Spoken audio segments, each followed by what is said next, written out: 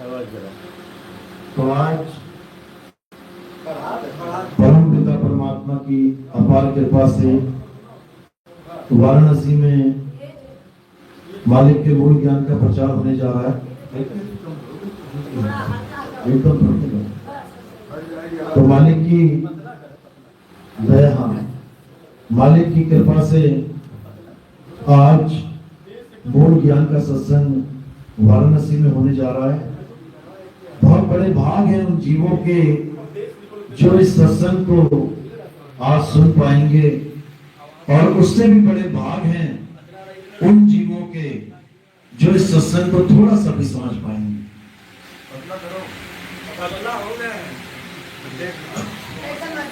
क्योंकि बहुत बड़े भाग हैं उन जीवों के जिन पर मालिक की कृपा होती है, इस ज्ञान को समझ पाते हैं। जल्दी ये समझ में नहीं आता।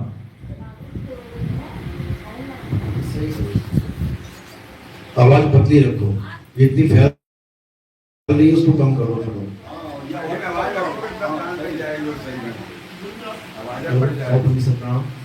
सारे पद की सत्ताम, सारे पद की सत्ताम, सारे पद की सत्ताम, साहिब पद की सत्ताम, साहिब पद की सत्ताम, साहिब पद की सत्ताम।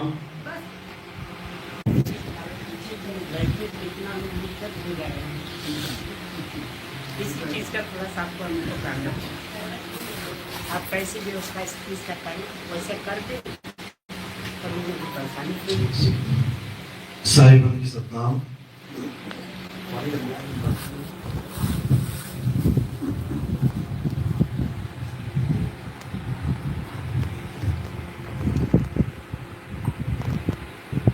तो मालिक की अपार कृपा होती है तब जाकर ये मूल ज्ञान सत्संग समझ में आता है, अन्यथा ये किसी की समझ में आने वाला नहीं है। सारी उम्र भी सुनते रहोगे और परमात्मा की दया नहीं हुई तो एक भी शब्द समझ में आने वाला नहीं है, बल्कि और विरोधाभास हो जाएगा, बल्कि और इस ज्ञान से नफरत हो जाएगी। देखो कितने लोग सुनते हैं, सुनने के बाद फिर भी गलत बोलते हैं। कौन है वो लोग? वो ऐसे बदकिस्मत लोग हैं जिनको नहीं पता कि वो किस चीज को ठुकरा रहे हैं, किसका मजाक उड़ा रहे हैं। बहुत बड़े मालिक की बहुत बड़ी कृपा हो तब जाके सुन पाता है जीव सत्संग को, समझना तो बहुत दूर की बात है। और ठुकराना तो बिल्कुल ही, जिसको कहते हैं कि बदकिस्मती की हद है, जो पक्का 84 का ढोर है, वो इसको ठुकराता भी है, इसका मजाक भी उड़ाता है, लेकिन इस ज्ञान को किसी से कोई फर्क नहीं पड़ता। ये ज्ञान ऐसा ज्ञान है जैसे खालिस सोना, 24 कैरेट सोना। अब उस सोने को कोई भी कितनी गालियां देता रहे, उस सोने को कोई भी कितने अपशब्द देता रहे, उस सोने को कितनी ही लांछन लगाता रहे कि ये नकली है, नकली है, नकली है। जाओ जरा बेच लो तुम मार्केट में, किस भाव बिकेगा? शुद्ध सोने के भाव बिकेगा। भले इसको लाख बार कोई कह ले नकली है, भले इसको कोई ठुकरा भी दे, लेने के बाद कोई नाली में भी फेंक दे, गटर में भी फेंक दे, तुम निकाल के लेके जाके बेच के देखना कितने का बिकेगा। एक पैसा उतने का उतना शुद्ध का। हमारा कुछ नहीं जाता।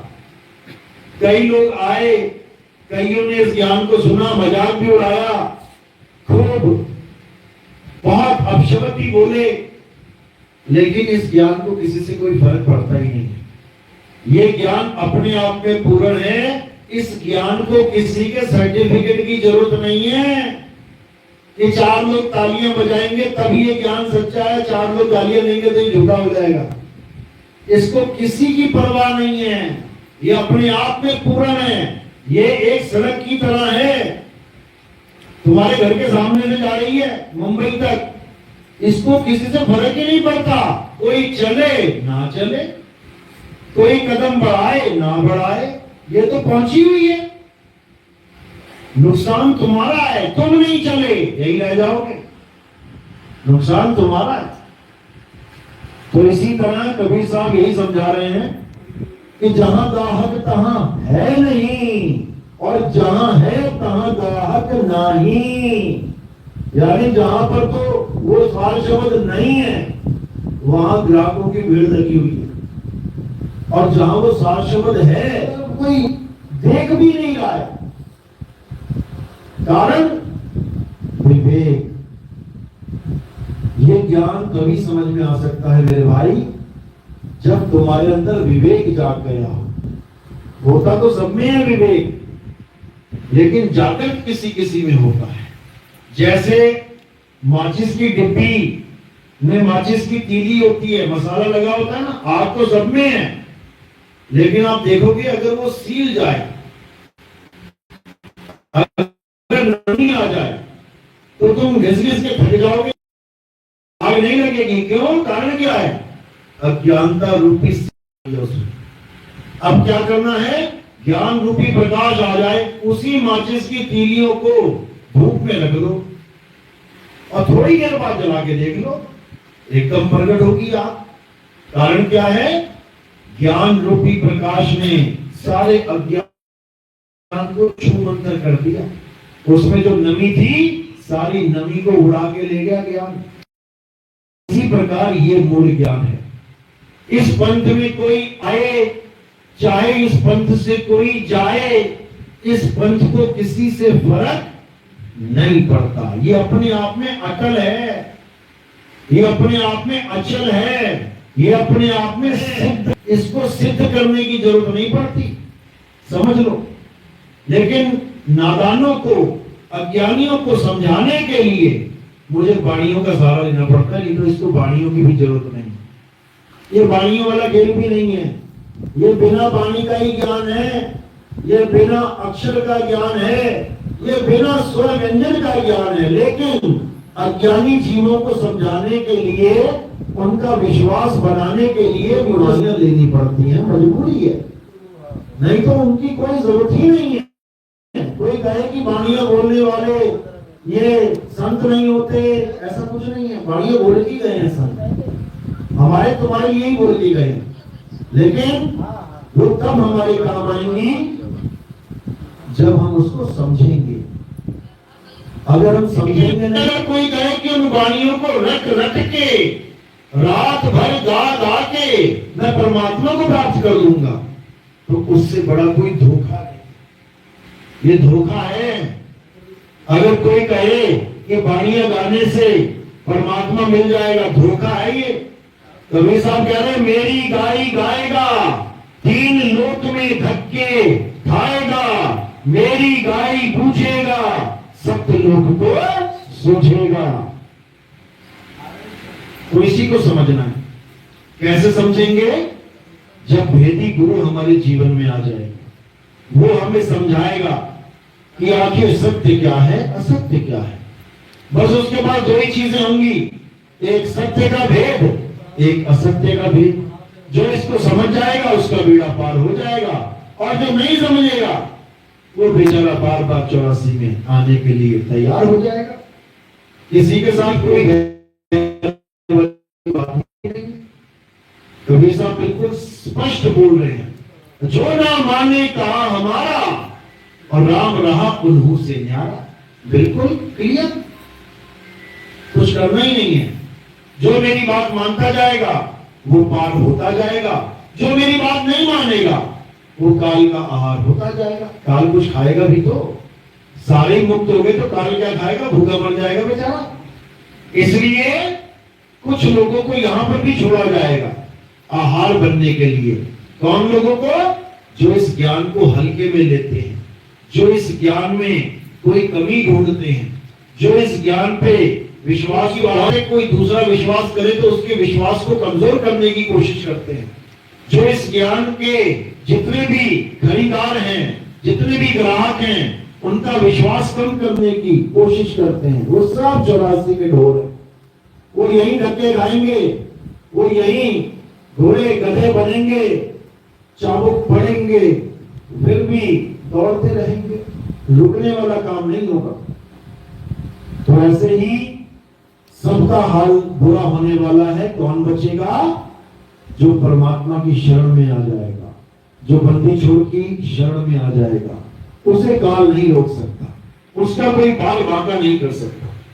तो उसी को समझना है, उसी सत्य को जानना है। और वो सत्य कोई मंत्र जंतर तंत्र में नहीं फंसा पड़ा है कि तुम इतनी बार मंत्र जपोगे तब वो सत्य प्राप्त होगा, इतनी माला फेरोगे तब वो सत्य प्राप्त होगा। ऐसा कुछ नहीं है। सारी माला फेंक दो, सारे मंत्र छोड़ दो। अगर हमें सबसे बड़ा नुकसान इस जीवन में उठाना पड़ा है तो किससे उठाया हमने? इन्हीं मंत्रों तंत्रों की वजह से। हमारे बड़े बड़े मंदिर लूटे गए, हमारे देश का अथाह सोना लूट लिया गया, हीरे जवाहरात लूट लिए गए। किसकी वजह से? इन्हीं मंत्रों की वजह से। अब आप कहेंगे मंत्रों की वजह से, वो कैसे? जब इन अत्याचारियों ने हमले किए, इन लुटेरों ने हमले किए हमारे मंदिर पर, तो हमें क्या शिक्षा दे दी गई कि भगवान का नाम जपो, भगवान सब ठीक कर देंगे, भगवान इनको परास्त कर देंगे, ये एक पैसा नहीं लेके जा पाएंगे। और सारे क्या करने लग गए? सारे मंदिर जपने लग गए। सोमनाथ की कहानी बता रहा हूं, वहां पे ऐसा ही हुआ था। सारे बैठ गए, ओम नमः शिवाय ओम नमः शिवाय करने लग गए कि भोले शंकर प्रकट होंगे और इन सबका संहार करेंगे। कोई भोले शंकर प्रकट नहीं हुआ, बल्कि हजारों गर्दनें उड़ा दी गई वहां पे, इन्हीं मंत्रों के सहारों पे। आज भी यही ड्रामा चल रहा है।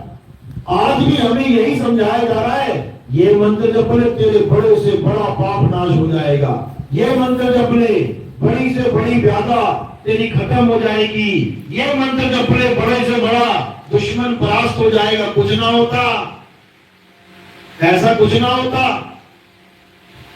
एक मच्छर तक तो मारने की ताकत नहीं है मंत्र में। बड़े से बड़े बाबा से बड़े से बड़ा मंत्र लेके आ जाना और गर्मियों के दिनों में मच्छरों के बीच में बैठ जाना और लगना जपने, पूरे तन मन धन से एकदम एकाग्र होकर। अभी देख लेते हैं, अरे मच्छर मारने की औकात और बातें कर रहे हैं, बड़े से बड़ा दुश्मन परास्त हो जाएगा। इसको धोखा दिया जा रहा है। ये हमारे देशवासियों को धोखा दिया जा रहा है। उनका कुछ नहीं बिगड़ेगा, उनकी दुकानें सेट हो रही हैं, भीख मांगते फिरते थे बनारस में, वृंदावन में 5 करोड़ की गाड़ी में घूम रहे हैं, उनका कुछ नहीं घटने वाला। नुकसान तुम्हारा होने वाला है, तुम्हें भरमाया जा रहा है। समझ लो, भगवान भगवान भगवान वो करते हैं, दान तुमसे मांगते हैं। अरे भगवान से मांगो ना, भगवान से क्यों नहीं मांगते? ये 5 करोड़ की गाड़ी भगवान ने दी है कि इंसान ने दी है? तो भगवान की महिमा काहे गा रहे हो भाई? इंसान की महिमा गा लो, क्योंकि इंसान ही है जो इन लोगों को भगवान बना के बैठा दिया जिसने। लेकिन ये इंसान अगर उसके बदले कुछ ज्ञान भी प्राप्त हो जाए तब भी उसका भला हो जाए। क्या प्राप्त होगा उसके? कोई मंत्र पकड़ा दिया, राधे राधे जप लो, राम राम जप लो। कोई पत्थरों में सिर फोड़वा दिया कि ये पत्थर नहीं, ये भगवान है। अगर ये भगवान है, हम टेढ़ा कर देते हैं उस पत्थर को, उठ के दिखाए भगवान। अगर भगवान है तो वो पत्थर टेढ़ा किया हो, उठ के दिखा दे, हम मान लेंगे भगवान है। और अगर नहीं उठा तो तुम्हें मानना पड़ेगा कि ये भगवान नहीं है। अगर तुम्हें विश्वास है अपने भगवान पे, चलो चैलेंज स्वीकार कर लो। सारे भारत के सामने हम पत्थर को टेढ़ा कर देंगे, उठ के दिखा दे पत्थर, बड़े से बड़े भगवान का पत्थर क्यों ना हो। बड़े से बड़े पंडित ने उसमें प्राण प्रतिष्ठा एक बार छोड़ 1000 बार क्यों न की हो, केवल एक बार उठ के दिखा दे, हम उसी को भगवान मान लेंगे। लेकिन ये चैलेंज कभी स्वीकार नहीं करेंगे, क्योंकि उनको पता है कि दाल में कुछ काला है, और उनको ये भी पता है कि पूरी दाल ही काली है। समझ लो, ये कभी चैलेंज स्वीकार नहीं करेंगे। हाँ, तुम्हें पूरा भरोसा दिलाते रहेंगे, भगवान पे भरोसा कर, भगवान पे भरोसा कर। अरे तू करके देख ले, तू करके देख ले, कर ले अपने भगवान पे भरोसा। कर लेते हैं टेस्ट तेरे भगवान को। इसीलिए हमारे देश का बेड़ा गर्क हुआ है। जो एक मुहावरा है ना, अकल पे पत्थर पड़ना, ये मेरे भाई और कुछ नहीं है, ये इन्हीं पत्थरों की बात की जा रही है जो तुम्हारी अकल पे पड़ चुके हैं। जिन पत्थरों को तुम भगवान मान चुके हो, उन्हीं लोगों की अकल पे पत्थर पड़े हुए हैं। नहीं तो अकल विवेकी का लक्षण है, अकलमंद होना। लेकिन पत्थर को भगवान मानना ये अविवेकियों का लक्षण है, ये बर्बादी का लक्षण है। इसलिए अब पत्थरों को छोड़ो और उस परम तत्व को जानो, उस सत्य रूप स्वरूपी आत्मा को जानो, शब्द स्वरूपी आत्मा को जानो, तब कल्याण होगा, नहीं तो नहीं होगा। इसलिए कबीर साहब ने कोई कसर नहीं छोड़ी समझाने में। कहते पाथर पूजे हरि मिले तो मैं पूजू पहाड़। ये तुम्हें दोहा क्यों नहीं याद आता? तुम्हें ये दोहा याद आ जाता है, राम नाम की लूट है, लूट सके तो लूट, अंत काल पछताएगा, प्राण जाएंगे छूट। तुम्हें ये दोहा याद आ जाता है, गुरु गोविंद दोनों खड़े काके लागू पाए, बलिहारी गुरु आपने गोविंदियों लखाए। ये दोहे तुम्हें याद आ जाते हैं। क्यों? यहाँ पे अपनी महिमा हो रही है, गुरु जी भगवान से भी बड़े हैं। यहाँ पे राम नाम की महिमा हो रही है क्योंकि राम जी के नाम पे दुकान चल रही है। इसलिए कबीर साहब की हर वाणी को उठा लेंगे जिसमें राम राम राम शब्द हो। और जहां वो कह रहे हैं पाथर पूजे हरि मिले, वहां पे इनकी नानी मर जाती है सबकी, वहां पर इनको सांप सूख जाता है, वहां इनको कोई शब्द नहीं आता बोलने में। इसको बेवकूफ बना रहे हो। ये जनता है भाई, जिस दिन जाग गई ना, ये पुराना अगला पिछला सारा हिसाब पूरा कर देगी। अभी तुम जनता को जानते नहीं हो। जब तक तुम मूर्ख बना लोगे, बन जाएगी। जिस दिन विवेक जगाने वाला कोई आ गया, फिर तख्ता पलट करती है। ये आसमान से फर्श पे लाके बैठा देती है, चढ़ाती भी आसमान पे यही है। तो मेरे भाई, आप विवेक से काम लो, विवेकी बनो। कबीर साहब कह रहे हैं गुरु की महिमा गा रहे हैं। ऐसी बात नहीं है कि गुरु की महिमा नहीं गाई, बहुत महिमा गाई है। साहब कह रहे हैं गुरु मेरे सभी बड़े, अपनी अपनी ठौर, और शब्द विवेकी पारखी, सो माथे का मोर। साहब कह रहे हैं कि गुरु मेरे सभी बड़े, चाहे छोटे से छोटे लेवल का गुरु हो या बड़े से बड़े लेवल का गुरु, गुरु सभी बड़े हैं। क्यों? क्योंकि तुम्हें वो ज्ञान दे रहे हैं। कोई छोटे लेवल का ज्ञान दे रहा है, कोई बड़े लेवल का ज्ञान दे रहा है। लेकिन महिमा किसकी गाई है? सर्वोपरि शिरोमणि है, शब्द विवेकी पारखी, सो माथे का मोर। यानी जो गुरु तुम्हें शब्द की परख करके विवेकी बना दे, समझ लो वही तुम्हारे सिर का मोर है। बाकी ये जपी तपी सन्यासी, ये नाम जपने वाले, ये तपस्या करने वाले, ये सब तुम्हें उलझाने वाले गुरु हैं। जन्मों जन्मों से उलझे पड़े हैं, ये और उलझाने में लगे हैं। अब क्या करना है? अब इस उलझन को सुलझाना है।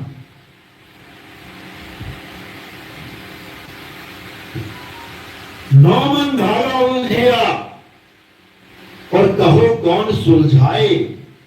सतगुरु ऐसा सुलझाया कि फिर उलझा ना जाए। ये नौ मन धागा ऐसा उलझा पड़ा है कि सोच भी नहीं सकते। इस माया जाल से निकलना इतना मुश्किल है कि सोच भी नहीं सकते। लेकिन अगर गुरु की दया है तो इस माया में रहते रहते, माया भोगते भोगते बड़ी सहजता से निकल जाओगे, बहुत सहजता से, पता भी नहीं लगेगा। जैसे नानक साहब कह रहे हैं कि कमल कीचड़ में रहता है, लेकिन कीचड़ से लिप्त नहीं रहता, कीचड़ से न्यारा रहता है। कह रहे हैं जैसे जल में कमल निरालम, मुर्गा भी निशाने। मुर्गा भी होती है, नदियों में देखोगे काला सा पक्षी होता है, वो पानी के अंदर ही जाके मछलियां खाता है, कीड़े मकोड़े खाता है, और निकलते ही पानी से एकदम उड़ारी मारता है, सूखे परों से उड़ जाता है, पर कीड़े नहीं होने देता वो। उसके परी ऐसे होते हैं। तो इसी प्रकार हमने भी उसी मुर्गाबी की तरह रहना है। रहना तो माया में ही है, कहां छोड़ के जाओगे माया, लेकिन माया को ऐसे भोगना है, माया में रह के माया में लिप्त भी नहीं होना है, रहना भी उसी में है और लिप्त भी नहीं होना है। तो ये कला कौन सिखाता है? ये भी गुरु ही सिखाता है। यानी अपने ध्यान को 24 घंटे माया से परे रखना है। रहना माया में ही है, लेकिन अपना ध्यान माया से परे रखना है। तो धीरे धीरे धीरे धीरे रखते रखते तुम्हें अपने आप माया से परे जो तुम्हारा निज घर है वहां का बोध हो जाएगा। और एक बार बोध हो गया बस फिर काल जाल टूट गया, फिर काल का जाल खत्म हो गया। एक बार बोध हो जाने पर क्या हो जाता है? तुम्हारे तीनों प्रकार के कर्म का नाश हो जाता है। कैसे? तुम्हारे प्रारब्ध कर्म जो अभी तुम भोग रहे हो और जो आने वाले हैं, इसके अलावा बाकी दोनों कर्म यानी आगामी कर्म और जो तुम्हारे इकट्ठे किए हुए कर्म हैं, जो जन्मों जन्मों के हैं, वो सब नष्ट हो जाते हैं। क्यों? क्योंकि तुम्हें बोध हो जाता है कि करने वाला मैं हूं ही नहीं। और जो तुम्हारे प्रारब्ध कर्म है, जो तुम्हारी किस्मत में लिखे जा चुके हैं, जो अभी कल परसों नरसों तुम्हें दुख देने वाले हैं, वो कर्म तुम ऐसे भोगते हो। कैसे? जैसे तुमने किए ही नहीं है, लेकिन आ गए हैं तो अपने ज्ञान के आधार से, क्योंकि प्रारब्ध में तुमने हामी भरी है, मैंने किया है, इसीलिए भुगताए जा रहे हैं। तो ज्ञान के आधार से उनको ऐसे भोगना है सुख दुख से न्यारे होके। यानी देह भरे का दंड है, सब काहू को होए, और ज्ञानी भोगे ज्ञान से, अज्ञानी भोगे रोए। अब रोएगा कौन? जिसका ध्यान पूरा काया में लगा हुआ है, वो पक्का रोएगा। और जिसका ध्यान 24 घंटे काया से परे रखा है जिसने, उसको दर्द का आभास भी नहीं होगा। होगा, लगेगा उसको कि हां हो रहा है, लेकिन वो उससे न्यारा रहेगा। वो उसको ऐसे भोगेगा जैसे ये काया का कष्ट है, मेरा नहीं है। वो अपने ध्यान में लीन रहेगा। और करके देखना, कभी भी कष्ट हो अपनी सूरत लगा के देखना जहां बताया गया। धीरे धीरे धीरे धीरे तुम्हारा आभास बहुत कम हो जाएगा बॉडी में। यही एक मंत्र है प्रारब्ध कर्म को भोगने का। इसके अलावा और कोई रास्ता नहीं है। आएंगे, बिल्कुल आएंगे, लेकिन सुख दुख दोनों से परे रहना है। यानी कि इसको असत्य समझ के कि कर्म शरीर ने किया है तो भुगतान तो इसको होगा, लेकिन मुझे नहीं है इसका कष्ट। कैसे? जैसे पीलिया हो गया, या कोई और किडनी फेलियर हो गया, या कोई और बीमारी कैंसर हो गया, या कोई और बीमारी हो गई, तो उसको कैसे भोगना है? उसको ऐसे भोगना है कि ये काया का कष्ट काया को ही है। मुझे कैंसर नहीं हुआ, मुझे टीबी नहीं हुई, मुझे पीलिया नहीं हुआ, किसको हुआ है? काया को। जब इस बोध में तुम उस समय को बिताओगे और जो ध्यान विधि तुम्हें समझाई है वो करोगे, तो परमात्मा अपने आप तुम्हारे अंदर वो बल देना शुरू, जागृति देना शुरू कर देगा कि तुम्हें इस चीज का खुद ही आभास होने लग जाएगा कि मैं इस काया से अलग हूं। ये सारे कष्ट काया के हैं, मेरे नहीं है। मैं तो अजर और अविनाशी हूं। इस बोध में जब आप रहना शुरू कर दोगे तो आप सुख और दुख से ऊपर उठ जाओगे। फिर काया का कष्ट है, काया भोग रही है, भुगतान खत्म होगा, ठीक हो जाएगी। 10-12-15 दिन पीलिया रहेगा, ठीक हो जाएगा। किडनी फेलियर है, ऐसे भी लोग हैं जिनकी किडनी ठीक हो जाती है, ऐसे भी हैं जो बेचारे मर जाते हैं। लेकिन जो भगत होगा वो इन दोनों चीजों से न्यारा रहेगा। किडनी ठीक होने की खुशी नहीं है, क्यों? अमर थोड़ी नहीं हो गया, किडनी ठीक हो गई तो। और मरने का गम नहीं है, क्यों? मर थोड़ी नहीं गया अगर शरीर छोड़ दिया तो, क्योंकि उसके आभास में रहता है वो, उसके अनुभव में रहता है वो। और ये तभी हो पाता है जब भेदी गुरु जीवन में आता है। वो तुम्हें समझाएगा कि कैसे अपने आप को, अपने स्वरूप को प्राप्त करना है।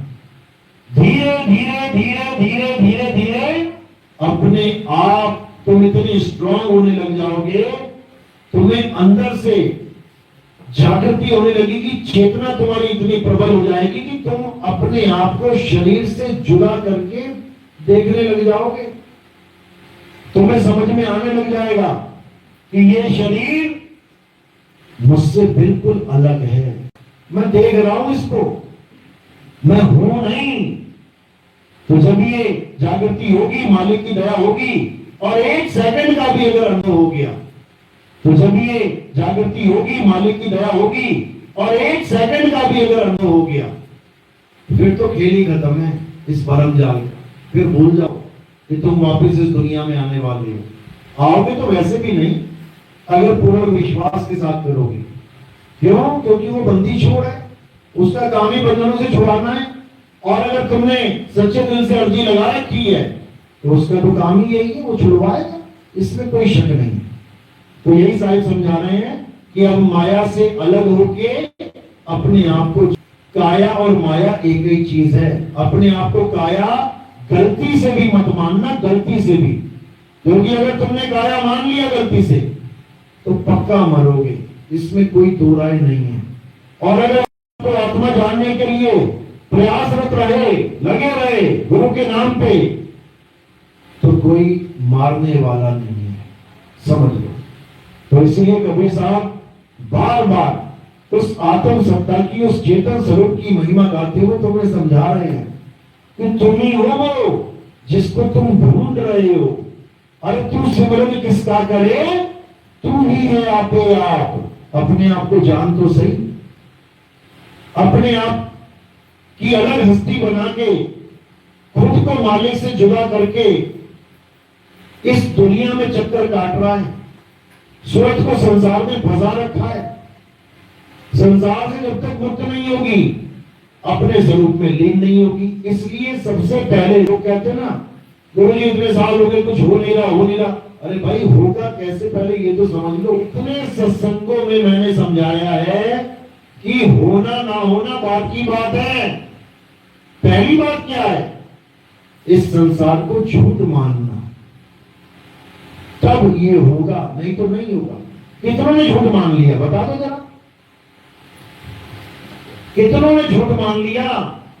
अभी कोई तुम्हें अपशब्द बोल दे, अभी देखो फटाक से चालू हो जाओगे, अभी टेप रिकॉर्डर चालू हो जाएगा, बंद नहीं होगा, पूरी रात बोलवा लो। फिर सबसे बड़ा मीटर क्या है, यही है सबसे बड़ा मीटर।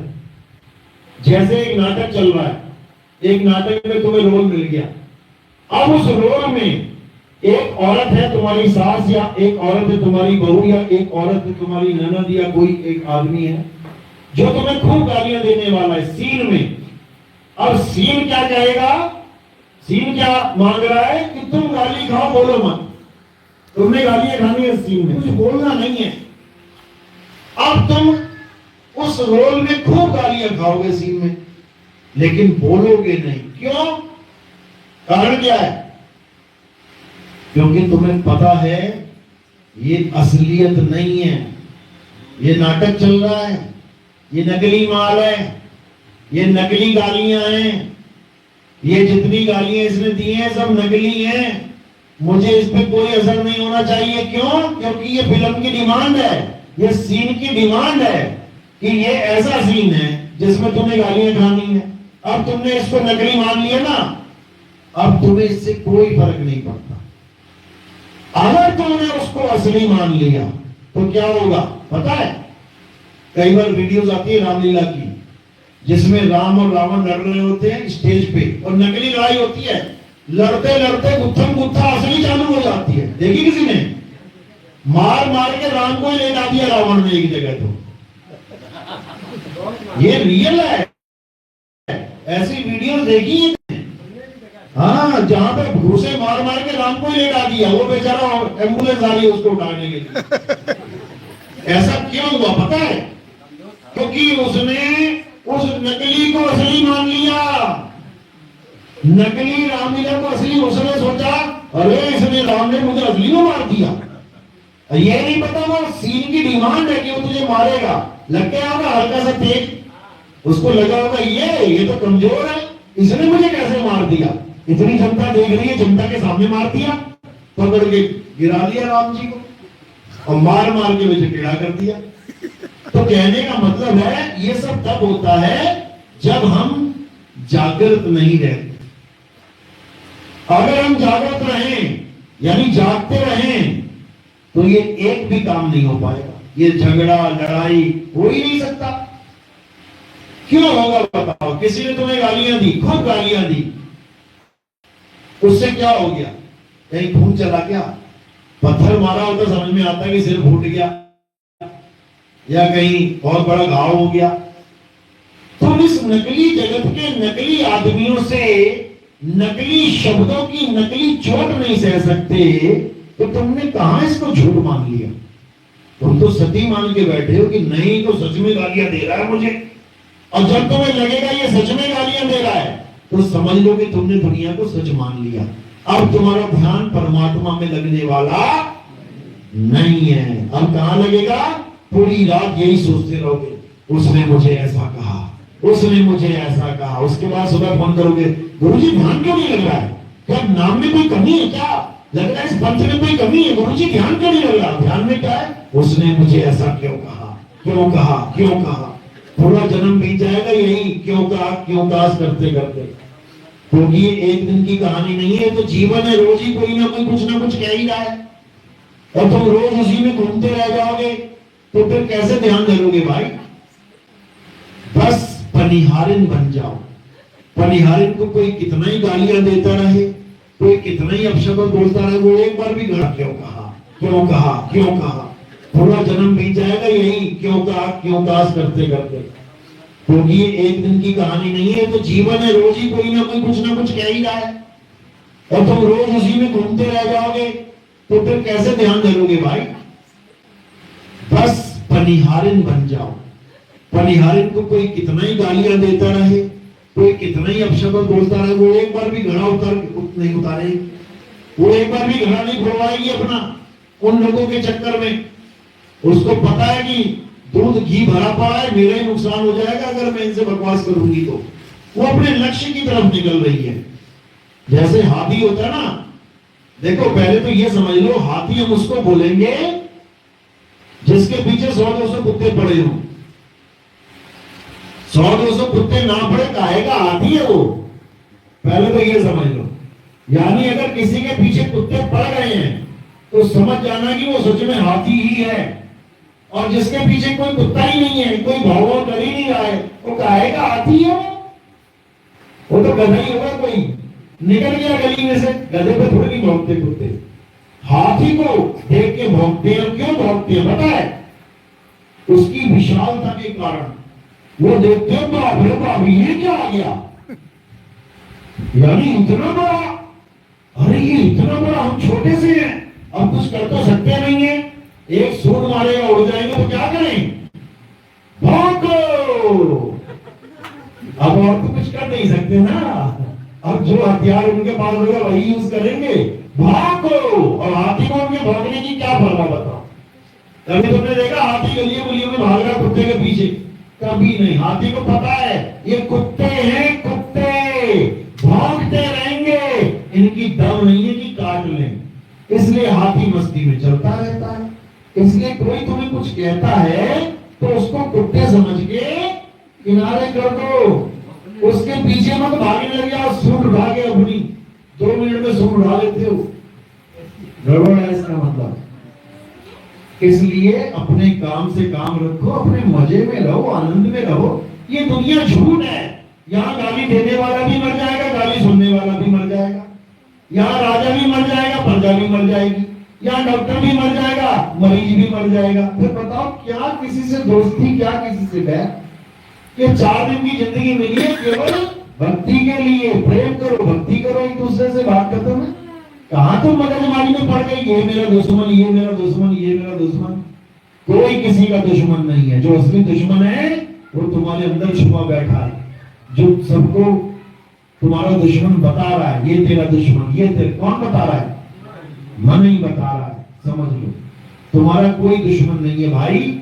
इस मन के सब दुश्मन, इस मन के सब मीत हैं। ये कभी किसी को दोस्त बना लेता है, कभी किसी को दुश्मन बना लेता है। इसी में उलझा रहता है सारी उम्र। इसी ने कबीर साहब ने एक ही मंत्र दे दिया। क्या बोल रहे हैं? कबीर खड़े बाजार में चाहे सबकी खैर, और ना काहू से दोस्ती, ना काहू से बैर। बस इतनी सी बात है, इसके अलावा कुछ भी नहीं है। यानी इस संसार में तुम ऐसे रहो कि ना कोई तुम्हारा, ना तुम किसी के। दोनों आए हैं अपने अपने कर्म भोगने के लिए। तुम्हें मालिक ने मौका दे दिया 84 से निकलने का, बहुत बेचारा फंसा हुआ है। अब मुझे इतना बताओ कि दया का पात्र कौन है? किस पर दया आनी चाहिए, तुम पर या उस पर? उस आदमी पे दया आनी चाहिए जो इतना भी नहीं सोच रहा है कि अगर वो किसी को गालियां दे रहा है तो वो अपने कर्म खराब कर रहा है। अब पिछले कर्म तो धोने नहीं जा रहे, पिछले कर्मों ने तो हालत खराब कर रखी है। तुम और नए कर्म बना के अपनी हालत खराब करना चाहते हो? तुमसे बड़ा मूर्ख कोई नहीं है फिर संसार में। बस इतना समझ लो, एक एक पल काटना है अपने स्वरूप को पाने के लिए, और कुछ नहीं है संसार में।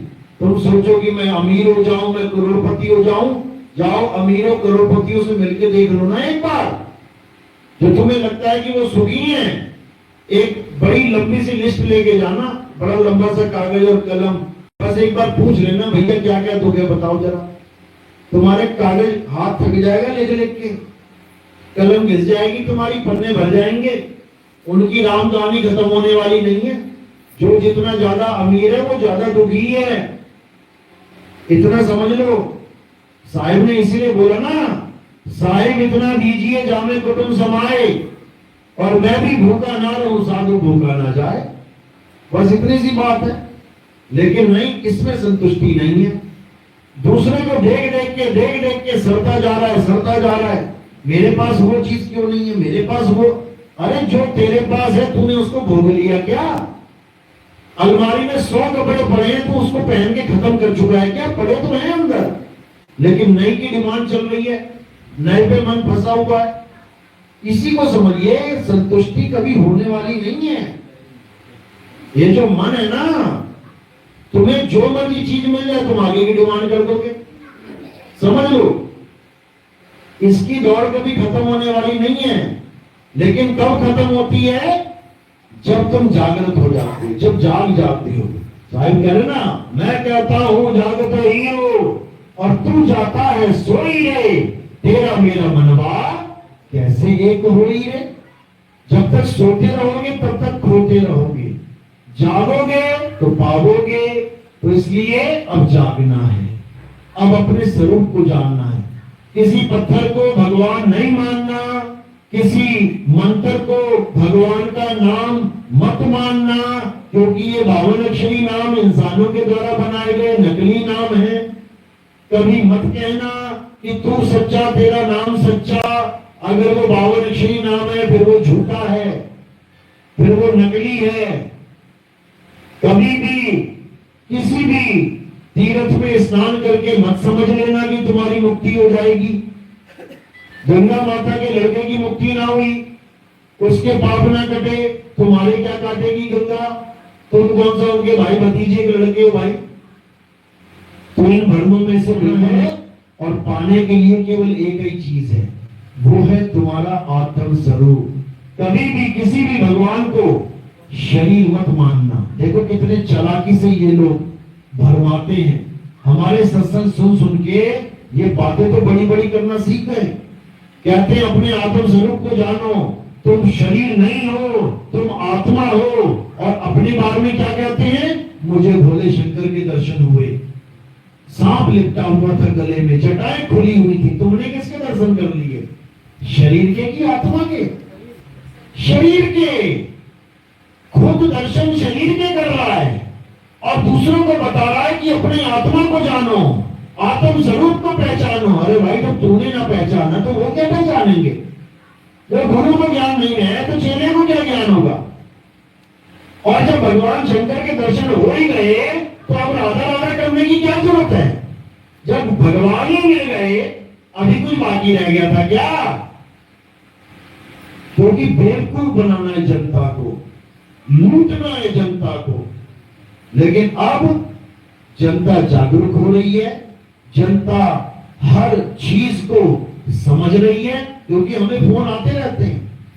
जब से हमारा टीवी में प्रचार चला है, 2 चैनलों पे हमारी एड्स चलती हैं, आप यकीन नहीं करेंगे ऐसा कोई पंथ ही नहीं बचा जिनके फोन अब नहीं आते हमारे पास, सबके। इसीलिए कबीर साहब ने बोला था ना कि 12 पंथ काल फरमाना, भूले जीवन जाए ठिकाना, 13वें पंथ नहीं चले आए, सब पंथ मेट के एक पंथ चलाएं। इसी समय का जिक्र किया गया था कि ऐसा दिव्य ज्ञान उजागर होगा जब सब धर्मों के, सब पंथों के लोग इस ज्ञान को समझ के इस झंडे के नीचे आएंगे। और वो समय आ गया है। ऐसा कोई पंथ बचा ही नहीं है जो हमारे पंथ में नहीं आ गया है। भारत में स्पेशली हिंदू आ गए, मुस्लिम आ गए, सिख आ गए, ईसाई आ गए, जैनी आ गए, बौद्धिस्ट आ गए। जो भगवान को नहीं मानते थे, नास्तिक, वो भी आ गए, आ ही रहे हैं। अब धीरे धीरे धीरे जागृति हो रही है। 1 से 2, 2 से 4। शुरू में 1 मुसलमान भाई आया था, अब 4 लेके आ रहे हैं साथ में। वो 4 8 लेके आ रहे हैं साथ में। वो 8 16, 16 32 लेके आएंगे, 32 64 लेके आएंगे। जो ईसाई अकेला आया था बेचारा, आज वो पूरे ग्रुपों में अपने हमारे सत्संग सुनाता है और बताता है, पूछता है कि देखो इस ज्ञान को। अब सुन सुन के ईसाई भी समझ रहे हैं, वो भी जान पा रहे हैं कि भाई ईसा मसीह ने क्या बोला था और हमें क्या करवा दिया गया। ईसा मसीह ने बोला कि अपनी आत्मा को जानो, लेकिन ये लोग हमें ईसा मसीह की पूजा करवा रहे हैं। ईसा मसीह ने कहा मैं और मेरा पिता एक है, लेकिन ये हमें ईसा मसीह की पूजा करवा रहे हैं। पिता के बारे में बता ही नहीं रहे, यानी आत्म स्वरूप के बारे में बता ही नहीं रहे, बस ईशु ईशु ईशु करते जा रहे हैं। ईसा मसीह, ईसा मसीह। अरे फादर कौन है? उसके फादर को भी तो जानो कि केवल ईसा मसीह उसी को फादर बना दिया। शरीरों को फादर बना दिया इन लोगों ने, शरीरों को भगवान बना दिया इन लोगों ने। अब शरीरों को भगवान नहीं मानना है। यहूदी यहोवा यहोवा करते नहीं थक रहे। यहोवा क्या है? यहोवा का अर्थ है मैं वो हूं जो मैं हूं। अब ये कौन बताएगा मैं क्या हूं? ये कोई तत्वदर्शी संत बताएगा कि वो है क्या। और जब वो समझा देगा कि वो क्या है, तब तुम्हें खुद समझ में आ जाएगा कि वो शरीर है कि आत्मा। यही गीता में समझाया गया कि तत्वदर्शी संत क्या करेगा? हे अर्जुन, वो तुम्हें दोनों तत्वों का ज्ञान देकर असत्य तत्व को छुड़वा देगा, सत्य को दिखा देगा। इसी को सत्य सत्य का निबेड़ा बोला गया है, नीर क्षीर का निबेड़ा बोला गया है। कबीर सब यही समझा रहे हैं। नीर कहिए सारा शरीर काया और क्षीर कहिए आत्मा। नीर क्षीर का करे निबेड़ा और कहे कबीर सो हंस है मेरा। तो अब उस आत्मा को जानना है जिसके बारे में सारे वेद पुराण गीता भागवत जिक्र तो सब में है, लेकिन उसका भेद नहीं है। इसलिए कबीर साहब ने ये भेद हमेशा छुपा के और संतों के हाथ में दे के रखा। संतों के हाथ में है ये भेद, वही तुम्हें बता सकते हैं, ये ग्रंथ नहीं बता सकते, ये केवल लिखा लिखाया पढ़वा सकते हैं, इससे ज्यादा कुछ नहीं कर सकते। तो अब क्या करना है, अब शरीरों को किनारे करके आत्म तत्व को जानना है, जो हम सबका जनक है, सबका पिता है। उसी को जानने पर हम और हमारा पिता यानी I and my father are one, एक हो जाते हैं, द्वैतवाद खत्म हो जाता है। तो इसी को समझना है और उम्मीद करूंगा कि जितने भी नए भक्त जुड़ रहे हैं, नए मालिक के हंस इस ज्ञान को समझ रहे हैं, अब पूरे विवेक के साथ नीच शीर का निवेदन करें और सत्य का साथ दें, तभी कलयुग में सत्युग आएगा, नहीं तो नहीं आएगा। नहीं तो वाणियां लिखी रह जाएंगी। अरे जब तुम ही ना जागे तो सत्युग कैसे आएगा? सत्युग कोई समा नहीं है कि सत्युग में गरुड़ उड़ने लग जाएंगे और शंकर जी के नंदी आ जाएंगे, शंकर जी ऊपर बैठे होंगे, ऐसा समा नहीं है सत्युग। कलयुग में सत्युग का मतलब है कि घोर कलयुग में जहां हर तरफ अत्याचार, पाप, जहां हर तरफ राजनीति, जहां हर तरफ दोगली बातें, जहां हर तरफ झूठ फरेब, जहां हर तरफ भ्रष्टाचार हो रहा होगा, उसमें सत्य की किरण आएगी जो सबको सत्य का पाठ पढ़ाएगी। धीरे धीरे धीरे सब उस एक सत्य के झंडे के नीचे आने लग जाएंगे और जब समा जाएंगे तो हो गया कलयुग में सतयुग। बस इतना सा खेल है और कुछ नहीं है। हर ग्रंथ में इसी का जिक्र दिया गया है। मुसलमानों ने इसको इमाम मेहंदी का नाम दे दिया। इमाम का मतलब, मेहंदी का मतलब क्या होता है? जिसको खुदा ने समझा के भेजा हो, जिसको खुदा ने गाइड किया हो और वो समझाए, इसको कहते हैं मेहंदी। अरबी में इसका यही अर्थ है, यानी वो जिसको खुदा ने ज्ञान दिया और वो जो आगे तुम्हें ज्ञान दे, उसको मेहंदी कहते हैं। हमारे यहाँ क्या कह देते हैं उसको? हमारे यहाँ संत कह देते हैं, यानी जिसको परमात्मा ने ज्ञान दिया और आगे तुम्हें बांट रहा है। उसी को कल की अवतार बोला गया है। कल की अवतार यानी अज्ञान को खत्म करेगा और निकलंक आत्मा का जिक्र करेगा, उसके बारे में वेद बताएगा। उसी को मर्द का चेला बोला गया है, क्योंकि नामर्द माया है, मन है, उसकी गुलामी करने वाले नामर्द कहलाते हैं। और मर्द कौन है? शब्द है, उसी का चेला मर्द है। उसी को मैत्रेय बुद्ध कहा गया है। यानी सारे संसार में जब धर्म के नाम पे झगड़े हो रहे होंगे, हाहाकार मचा होगा, तब एक मैत्री संदेश यानी सब धर्मों को एक करने का संदेश आएगा। उसी को फ्यूचर बुद्धा, मैत्रेय बुद्ध कहते हैं। उसी को इलियास कहते हैं। यहूदी इलियास का इंतजार कर रहे हैं कि इलियास आएगा, हमें ज्ञान समझाएगा। और कौन सा ज्ञान समझाएगा? इलियास का अर्थ होता है कि यहोवा परमात्मा है, यानी तत्व, परम तत्व ही परमात्मा है। वो तत्व ज्ञान देगा आगे, उसी को इलियास कहते हैं। उसी का जिक्र कबीर सागर में चूड़ामन नाम से है। चूड़ामन यानी जो मन को चूरा चूरा करने की विधि, यानी कि उसको खत्म करने की विधि बताएगा, वही चूड़ामन अवतार है। इसी प्रकार हर धर्म में किसी न किसी का नाम, ईसाइयों में सेकंड कमिंग बोला गया ईसा मसीह का, कि एक बार तो ईसा मसीह जा चुके हैं, दोबारा फिर आएंगे। क्या करेंगे आके? कहते लोहे की छड़ लेके आएंगे वो, और वो सबको ठीक करेंगे। बाइबल में लिखा हुआ है, किसी को नहीं बख्शा जाएगा, सबका नंबर लगेगा लाइन से। अज्ञानियों को तो मुंह छुपाने को जगह नहीं मिलेगी, जो ज्ञानी बन के बैठे हुए हैं। ये सब पहले से दर्ज है। और वो जब आएंगे उससे पहले लाखों गुरु बन के बैठे होंगे, ये भी दर्ज है। कि जब ईसा मसीह आएंगे, जब इमाम मेहंदी आएंगे, उस समय दुनिया में इतने ज्यादा गुरु बैठे होंगे कि तुम्हें हर जगह बस ज्ञान ही ज्ञान मिल रहा होगा। कहीं भी बैठ जाओगे, निगुरा भी होगा ना, निगुरा जिसका अपना कोई गुरु नहीं है, वो भी तुम्हें ज्ञान सुना रहा होगा और तुम भी तालियां बुला रहे होगे, वाह क्या ज्ञान सुनाया गुरु जी। बताओ, निगुरे को भी ज्ञान हो जाएगा। कैसे होगा? वो इस मोबाइल देवता की वजह से होगा। ये जो मोबाइल देवता घर घर में बैठा हुआ है ना, ये घर घर में ज्ञान दे रहा है सबको। इसी मोबाइल में सुन सुन के निगुरा भी कहेगा मुझे गुरु बना लो, मैं भी ज्ञानी हो गया हूं। किसकी वजह से? इस मोबाइल देवा की वजह से, मोबाइल बाबा की वजह से। तो ऐसे लोग बहुत आएंगे, लाखों करोड़ों आएंगे, लेकिन उनकी दाल नहीं गलेगी। क्यों? ये भी लिखा गया है। थोड़ा बहुत तो काम चलाओ सबको मिलेगा, ऐसी बात नहीं है। थोड़ा बहुत तो चेला सबको मिलेगा, लेकिन जब असली ज्ञान आ जाएगा तब छोड़ छोड़ के इन लोगों को लोग एक झंडे के नीचे आएंगे। यही बाबा रामदेव जो रुणिचा में रहते थे पहले, वहां पे उनका स्थान है, रुणिचा राजस्थान में। उनकी वाणियों में, भविष्यवाणियों में भी यही बताया गया है कि जब सतनाम का झंडा आएगा तब ये षट दर्शनियों की क्लास लगेगी अच्छे से।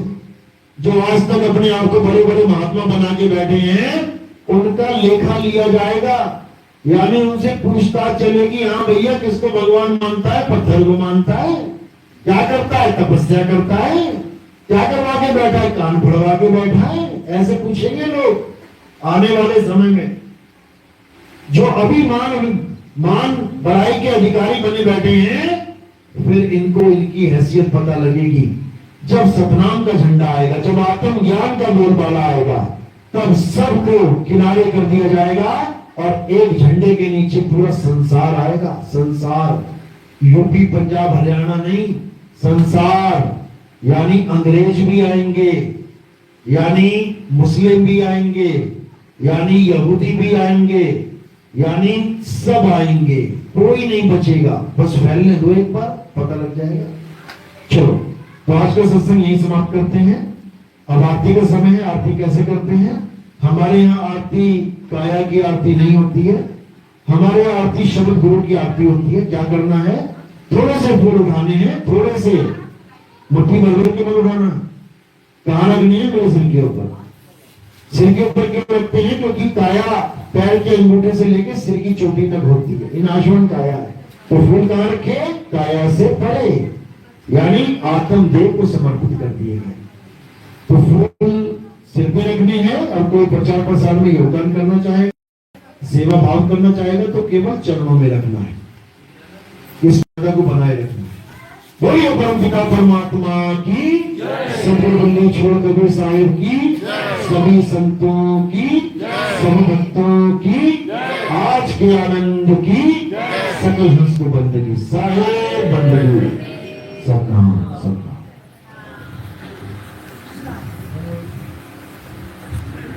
बंद कर दे। आरती लगा लो, बंद कर जय जय सत्य कबीर। बंद कर दे। हाँ।